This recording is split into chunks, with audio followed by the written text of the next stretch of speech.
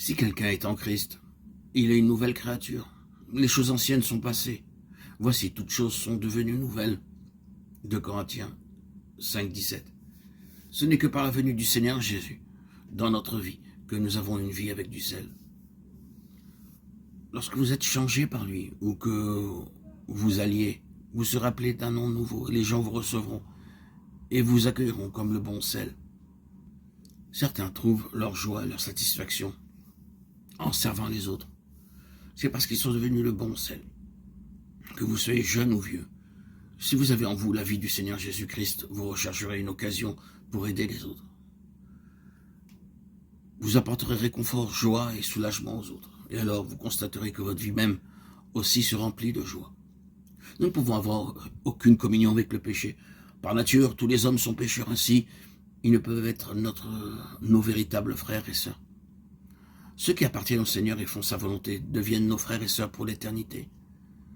Notre Seigneur dit que si vous désirez de véritables frères et sœurs qui vous aimeront pour l'éternité, alors vous devez tout d'abord apprendre à être libre de toute partialité de l'amour humain.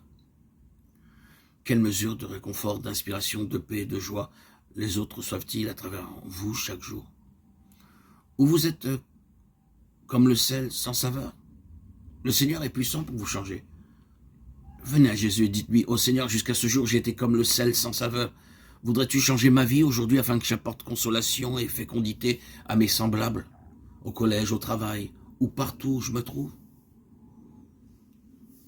Vous êtes le sel de la terre, mais si le sel perd sa saveur, avec quoi la lui rendra-t-on?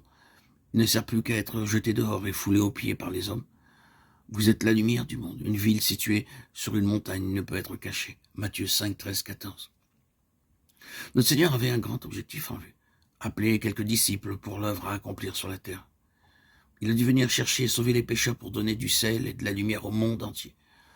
Tout ce que le Seigneur fit, il le fit avec cette pensée de donner du sel pour apporter une joie éternelle à l'humanité, ainsi que la lumière procurant la vie éternelle. Certains ont pu voir comment le sel est obtenu sur le bord de la mer. L'eau de mer salée s'évapore et le sel demeure. Ce sel doit être purifié avant son utilisation. Dieu désire du bon sel pur.